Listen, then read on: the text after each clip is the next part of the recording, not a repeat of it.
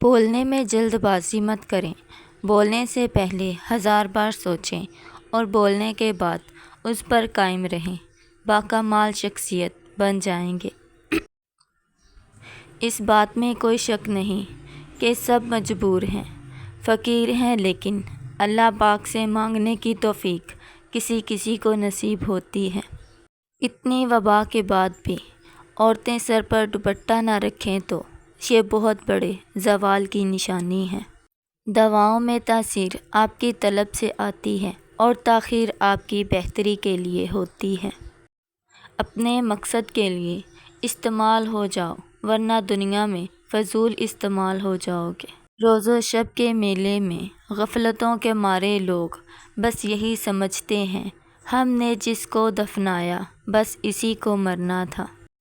جب کوئی وسوسے آئیں تو فوراً اللہ پاک کی پناہ مانگو اور ذکر شروع کر دو۔ جب وسوسے سے بھی شیطان تمہیں نیکی میں آگے بڑھتے دیکھے گا تو دوسری دفعہ وسوسے ڈالنے کی جرات ہی نہیں کرے گا۔ آپ کسی کے لیے ہیرو، کسی کے لیے ویلن ہیں۔ کوئی کتنی بھی تنقید کرے، آپ کسی نہ کسی کے ہیرو ضرور ہیں۔ تنہائی میں انسان کو 2 چیزیں یاد آ سکتی ہیں، نمبر 1 اللہ، نمبر 2 نفس۔ اب آپ اپنا جائزہ خود لیں، تمہیں کیا یاد آتا ہے؟ انسان کو تکلیف میں بھی راحت ملتی ہے اگر کوئی ساتھ دینے والا ہو۔ کبھی بھی غصے کی حالت میں کوئی فیصلہ نہ کرو، کیونکہ ابلتے پانی میں عکس دکھائی نہیں دیتا۔ حضرت عمر رضی اللہ تعالیٰ عنہ کے دور میں ایک دفعہ 2 عورتوں نے ایک ہی جگہ 2 بچوں کو جنم دیا، ایک نے لڑکی کو اور دوسری نے لڑکے کو۔ اس کے بعد دونوں عورتیں آپس میں جھگڑا ہو گیا۔ جھگڑا اس بات پر تھا کہ ایک عورت کہتی تھی لڑکا میرا ہے اور لڑکی تمہاری، دوسری کہتی تھی نہیں، لڑکا میرا ہے اور لڑکی تمہاری۔ لوگوں نے جب ان کا جھگڑا دیکھا تو ان دونوں عورتوں کو حضرت عمر رضی اللہ تعالیٰ عنہ کے پاس لے گئیں اور سارا قصہ بیان کیا اور کہا آپ ان میں ٹھیک فیصلہ کریں۔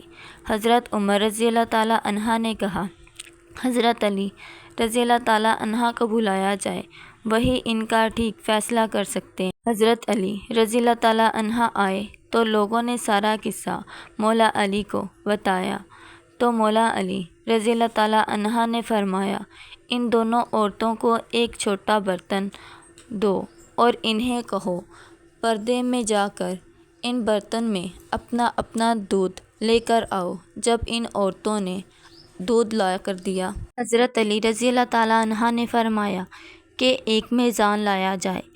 جب میزان لایا گیا تو مولا علی نے اس میزان پر عورتوں کا دودھ رکھا، تولا تو ایک کا وزن کم تھا اور دوسرے کا وزن زیادہ۔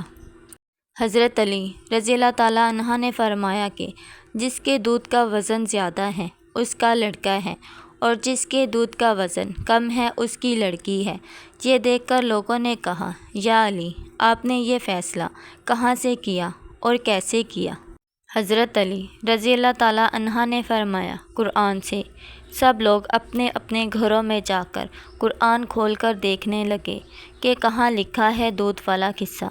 رات بھر قرآن سے ڈھونڈ ڈھونڈ کر جب کسی کو کچھ نہ ملا تو صبح لوگ مسجد میں جمع ہو گئے اور جب مولا علی مسجد میں آئے تو لوگوں نے کہا یا علی آپ نے تو کہا تھا کل والا فیصلہ آپ نے قرآن سے کیا تھا، مگر ہم سب نے ساری رات قرآن پاک سے ڈھونڈا مگر ہمیں کچھ نہیں ملا۔ حضرت علی رضی اللہ تعالیٰ عنہ نے فرمایا کیا قرآن پاک میں تم نے وہ آیت نہیں پڑھی کہ مردوں کا حصہ عورتوں سے 2 گنا ہوتا ہے؟ سب نے کہا ہاں یہ آیت تو ہے۔ تو مولا علی نے فرمایا اسی آیت سے ہی تو میں نے یہ فیصلہ کیا ہے۔ سبحان اللہ۔